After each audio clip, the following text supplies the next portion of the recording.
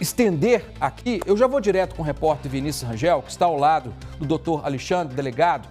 Como eu disse, hoje, na tarde de hoje, uma entrevista trazendo cada detalhe do que ocorreu. E a gente vai entrar nessa história agora para a gente entender como eles se conheceram, como ela foi atraída, a história dos R$400, né? O que aconteceu, como eles planejaram, se tem algo a mais para a motivação desse crime. Ô Vinícius, com você e com o delegado, uma boa noite, agradecendo mais uma vez o doutor Alexandre, competente, sempre conosco aqui, sempre à disposição para trazer as informações. Obrigado e daqui para frente está com você, Vinícius. Boa noite. Elvert, boa noite para você, para todo mundo ligado no Cidade Alerta Minas. Esse caso que ganha um desfecho mais cruel do que o que a gente poderia imaginar. Já estão presos desde ontem o Tiago Sampaio, de 27 anos, ele que era o dono da casa onde a Clara foi encontrada enterrada. Também o Lucas Pimentel, de 29 anos, que era um amigo dos dois e que está diretamente envolvido nesse crime. Versões diferentes para a mesma motivação: matar Clara, de 21 anos. Doutor Alexandre é da Delegacia de Desaparecidos, que começou toda essa investigação, que infelizmente terminou sendo repassada para a Delegacia de Homicídios. E esse caso, Elvert, começou a ser investigado pelo doutor na terça-feira. Por que terça? Porque foi quando eles receberam esse chamado, esse caso de desaparecimento. Então, doutor, boa noite. Mais uma vez, obrigado por atender ao Cidade Alerta Minas. Assim que o senhor teve contato com o caso, o senhor já imaginava que a Clara pudesse estar morta? Boa noite, sim. A gente tem uma experiência na delegacia, né, e em algum tipo de desaparecimento, no qual uma pessoa trabalhadora, ela sempre sai da sua casa, vai para o trabalho, e a situação de receber um dinheiro que ela já não contava mais, trouxe para nós uma convicção que ela poderia estar morta naquele momento que nos foi relatado o fato. Esses R$400, doutor, ela já tinha dado como perdido, ela nem queria contato muito com o pessoal. Sim, esse dinheiro ela já estava com perdido porque ela não gostava desse autor. O tempo que trabalharam juntos, teve experiências negativas com ele. Inclusive, ele tentou manter relação sexual com ela, no contexto aí, ela o repeliu. E aí ele a chamou para receber esse dinheiro e que ficou comprovado nesse momento que era uma emboscada, uma armadilha. Como aconteceu? Na quinta-feira, a Clara estava com seu namorado num bar ali da Fleming e o autor estava passando no mesmo bar com seu cachorro e viu a Clara com o namorado. Nesse momento, chegou nele um sentimento de inveja, né, de raiva, porque a Clara o teria repelido e ele ficou com inveja com Clara. E no dia seguinte, ele manda uma mensagem para Clara, dizendo: aquele dinheiro que eu te dei, eu já estou com ele, pode vir receber. Aí no domingo, ele repetiu a mesma fala, que ela poderia procurar ele, que o dinheiro estava com ele. E ela concordou, mas estava muito cansada, ela saiu do trabalho às 10 da noite, não queria ir na casa dele, marcou um local de encontro no meio do caminho, na Avenida Fleming, próximo ali a uma padaria, um supermercado, perdão. Eles se encontraram ali, de alguma forma que a gente não sabe ainda, esse autor conseguiu convencer a Clara a ir até a casa dele. A gente tem algumas hipóteses sobre isso, mas a Clara efetivamente foi até a casa dele e quando ela chegou na casa, imediatamente ela já foi morta por meio de enforcamento. Moreira, nós estamos falando, portanto, então, que o Tiago Sampaio, ele, que já tinha tido um desentendimento com a Clara, ele passa em um bar, vê que a Clara está com um namorado. Ao que a polícia acredita, isso gera um sentimento de impotência, de menosprezo para ele. Ele não admite isso, uma vez que ele já queria ter um relacionamento com a Clara. E ele passa a reforçar a ideia de querer matá-la. Esse crime, doutor, ele começou a ser planejado, ao que tudo indica, na quarta-feira depois do Carnaval. Eu acredito que foi na quinta-feira, né? Quando ele viu ela, no dia seguinte ele liga para ela. E no domingo ele reforça essa intenção de devolver o dinheiro e consegue atrair a Clara, né? É um ponto intermediário e conseguiu levar ela para sua casa e cometeu esse crime. Esse desentendimento que eles tiveram antes desse dia que ele viu a Clara no bar, seria por uso de bebida e talvez droga no trabalho? Enquanto ele estava trabalhando, a Clara também teria flagrado isso, seria? Tudo indica que sim. Desentendimento do trabalho, né, no andamento, uso de droga, pode ter relação com o estudante, sim. Essa é a versão, portanto, do Tiago Moreira, que A partir desse desentendimento, pensou no dinheiro que devia e começou a articular a morte da Clara. Mas entra um outro fator nessa história. O Lucas Pimentel, ele morador de Santa Luzia, ele também conhecia a Clara, ele conhecia o Tiago. E ele também já tinha tido um desentendimento com a Clara. Por quê? Acredite, ela teria feito repreensões a ele por várias coisas, inclusive porque em um dos encontros ele teria feito gestos nazistas, apologia ao nazismo, o que a Clara não concordava, o que é absurdamente rechaçado, a gente sabe disso. E a partir daí ele começou a ter o famoso ranço da Clara, e isso teria contribuído para ele participar desse crime, doutor? Sim. Tudo contribuiu também, uma junção de fatores, né, de ideias, de vontades, de desígnios. Um com raiva porque viu ela com o namorado, o outro porque foi repreendido na sua apologia ao nazismo, juntou as duas vontades e culminou na morte da senhora Clara. Vinícius, então havia, na sequência das motivações, a saudação nazista e o momento em que ele se refere a ela e ela não gosta, a questão da dívida dos R$400, e o senhor trazia os detalhes de uma investida dele no sentido de querer ter alguma coisa e aparentemente ela se recusar, negar. Daí a sequência dos fatos e o Pablo seguiu contando dessa mensagem. Parece que eles estavam nesse contexto, portanto, da mensagem de supostamente querer pagá-la para ter o pretexto de encontrá-la e aí atrair até a casa onde ocorreu o crime. É isso mesmo, doutor? Exatamente. Como eu disse, os R$400, o pagamento era um engodo, um ardil para levá-la para casa e matá-la, né? A gente tem um outro contexto, né, que surgiu durante a lavratura do flagrante. Um dos autores disse para esse grupo de amigos que foi colocado aí que ele tinha o desejo de praticar um ato de necrofilia, né? Ele estava cada falando dos seus desejos.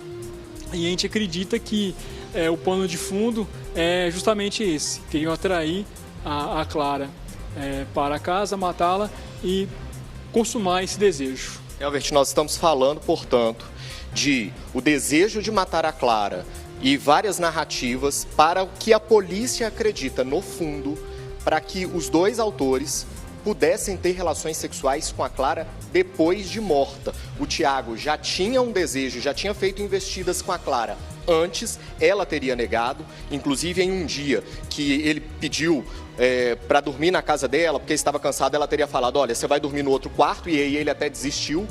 E a partir daí, dessa conversa de um possível desejo, absurdo, obviamente, surgiu também a ideia de se matar a Clara para acabar com o ódio que o Lucas tinha dela, para resolver a briga que ela tinha tido a partir da denúncia de flagrar o Tiago consumindo drogas e bebendo álcool no serviço e de ter relações sexuais com o corpo. É absurda a história, doutor. A partir daí, então, a gente tem esse cenário com esses dois presos já agora, que não demonstraram nenhum arrependimento, nenhuma forma de diminuir o crime, não. Foram muito frios no depoimento e na confissão. Sim, é chocante, né? Nós temos um vídeo com essas confissões, tem um psicólogo na minha delegacia, submeti para análise dele, e é realmente um estudo bem profícuo para análise psicológica do fato. Eles contam com uma frieza de detalhes, né, dos fatos, tentam se proteger, obviamente, né? O primeiro autor, ele tenta escapar do feminicídio, fala que o intuito era realmente de se apossar da conta dela, pegar um dinheiro, e nós estamos dentro do crime de latrocínio, mas a narrativa dele para isso é totalmente contraditória, né? Para você fazer o intento dele, você teria que obter antes as senhas dos aplicativos do banco. Não, ela já foi morta assim que chegou na casa. Então é contraditório a narrativa dele. O outro autor, em sua narrativa, já fala do planejamento do crime, o ódio, né? O ódio que nutria dela. Então, assim, a gente acredita que realmente o pano de fundo era esse desejo de praticar sexo com a Clara já estando morta. Doutor, nesse depoimento, em um determinado ponto, um deles comete um ato falho, o que também chama a atenção da polícia. Queria que o senhor explicasse um pouquinho. Sim, de forma espontânea, um dos autores, dentro desse vídeo, dessa gravação da sua confissão, ele fala que nem ele nem seu parceiro bateram foto e tocaram no corpo da Clara. Ninguém perguntou isso para ele. Ele falou espontaneamente. E nesse caso é o subconsciente dele o traindo com o seu consciente. Elbert, então, esse ponto da necrofilia é um caso absurdo, mais um dos pontos absurdos desse caso que nós estamos mostrando. A Clara saiu do serviço, né, por volta ali de 10 e pouca, 10h45 ela teria se encontrado com o Thiago, e a polícia acredita que por volta de 11 horas ela já estava morta, doutor. Assim que ela chegou na casa, a gente acredita que ela já foi morta, porque eles passaram a madrugada, a manhã de segunda, somente na tarde de segunda-feira que ela foi desovada numa quina de 2 paredes que tem na casa. Ao que tudo indica, foi asfixia, ela foi estrangulada. O que eles falaram sobre a forma do crime? Nós estamos aguardando a necrópsia, né, não foi concluída ainda. No relato dos autores, sim, que ela deram um golpe de mata-leão, que é o fenômeno que chama de enforcamento, né? E aí decorrente da asfixia. Os dois são idênticos nesse ponto do relato, um joga para o outro? Um joga para o outro. Um dos autores disse que apenas ajudou, enquanto o outro aplicou o golpe.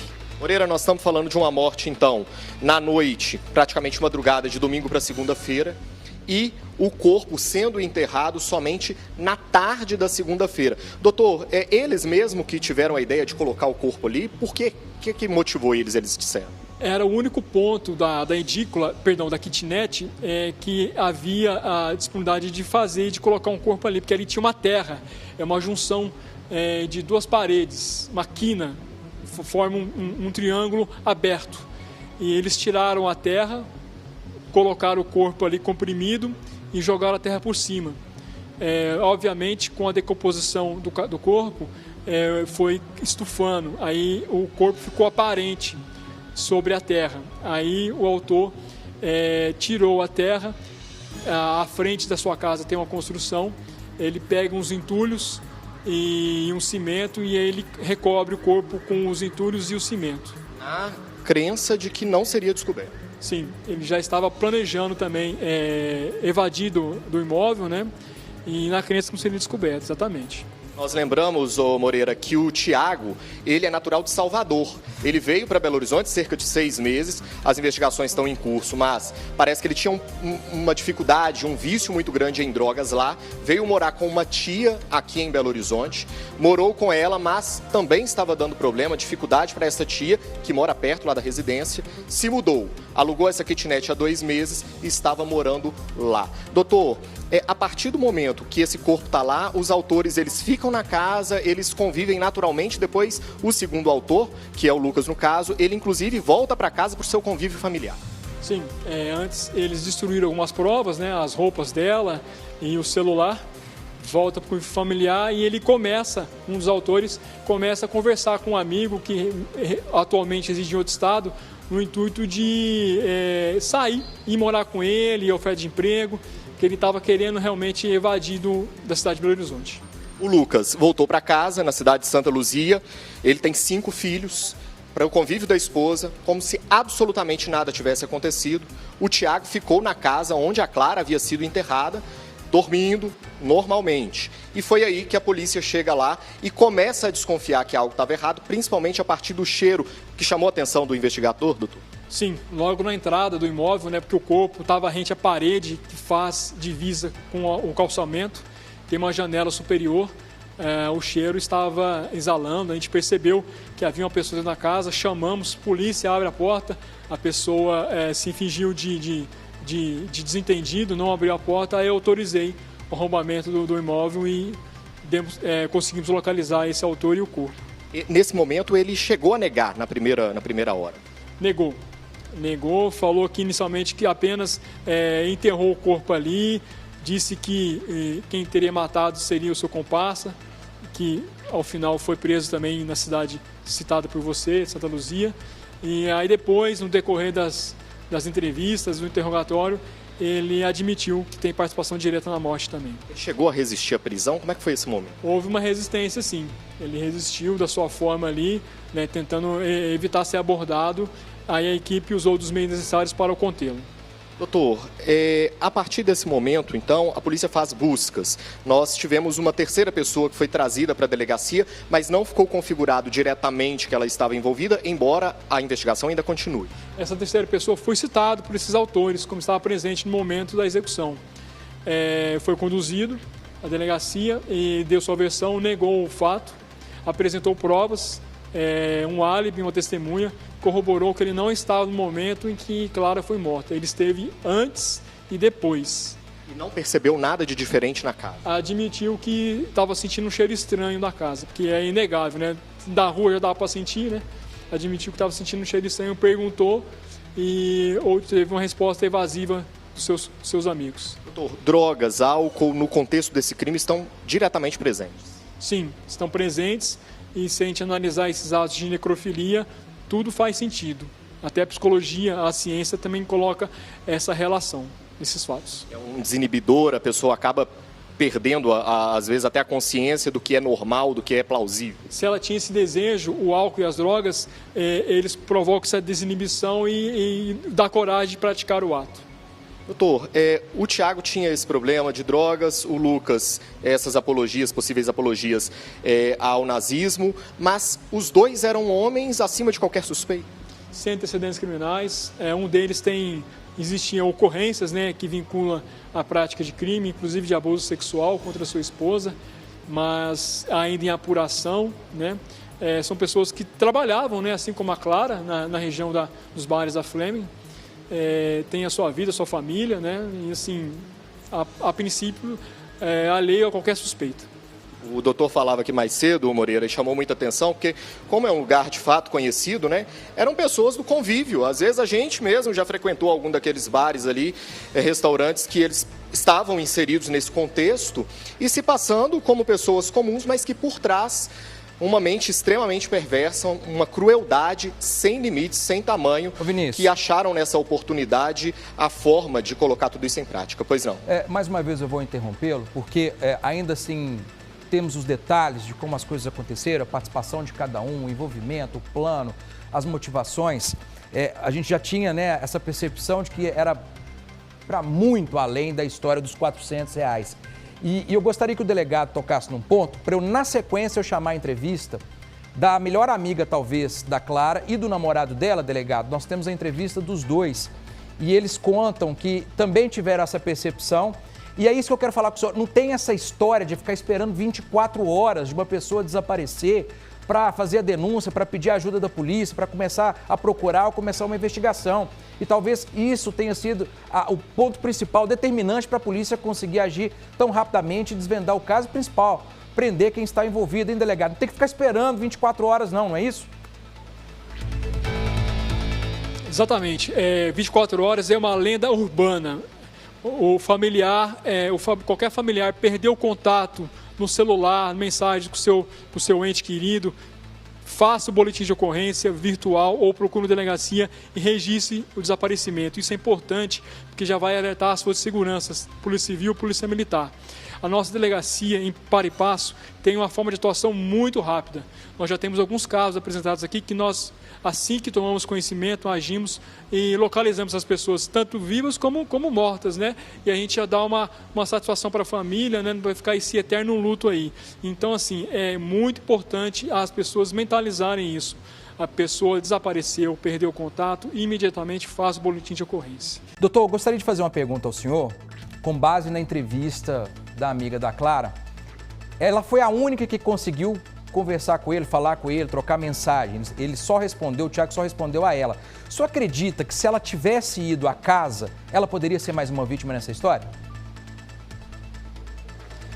Sim, desde o começo desse caso, quando eu tive contato, eu percebi que havia um componente de motivação sexual. No decorrer dos fatos, quando eu conversei com esses amigos que relataram o desejo sexual do autor com relação à Clara, que foi repelido, e depois que o autor viu a Clara com um namorado, e logo em seguida ele passa a usar esse engodo do dinheiro para ter contato com ela levar para sua casa, isso se confirmou. E com essa testemunha, ela esteve na delegacia, o relato dela de que ele não estava conversando com nenhum dos amigos de Clara, não dava, e com quem ele conversava dava respostas evasivas, e apenas para ela ele forneceu o seu endereço real, onde que é o local do crime, e marcou de encontrar com ela. No dia que nós prendemos eles, eu tive a convicção que realmente a motivação é decorrente desses atos de necrofilia. Era um desejo, já que um dos autores tinha de praticar, e contou para esse outro autor, e os dois colocaram isso em prática na madrugada de domingo e segunda-feira. Se essa amiga tivesse ido, então, doutor, provavelmente ela também seria morta? Seria a segunda vítima. Foi impedida, talvez porque ela não foi, ou talvez também nossa ação rápida, e impedimos dela ir lá para saber da amiga e ele consumar esse ato. Moreira, ontem nós falamos aqui no Cidade Alerta sobre essa troca de mensagens a partir do celular da Clara, que ela teria avisado um amigo que tinha pegado dinheiro e depois de mensagens mais vagas. Mas a polícia acredita que a primeira mensagem que foi enviada, já falando que ela estava com o dinheiro, essa mensagem já não era a Clara, ela estava morta, e o Tiago, que já estava em posse do telefone dela, é que teria respondido todas essas mensagens, doutor? Sim, isso é importante porque já demonstra que assim que ela chegou na casa, ela já foi morta. Aí o autor tomou posse lá, ele admite isso no seu interrogatório, admite que algumas mensagens ele que mandou para os amigos. Para nós, na investigação, essa mensagem, claro, já estava morta, e ele que fez uso do aparelho. Doutor Alexandre, muito obrigado, parabéns pelo trabalho. Delegacia de Desaparecidos agora repassa esse caso para a Delegacia de Homicídios, que continua as investigações, Moreira, e agora aguardando os laudos do IML para saber exatamente a causa da morte, para saber se a Clara foi violentada sexualmente ou não. A gente segue acompanhando. Tiago e Lucas estão presos, tiveram a prisão ratificada. Com você, Delegado, Moreira. muito obrigado pela entrevista, parabéns mais uma vez à equipe. Vinícius, também muito obrigado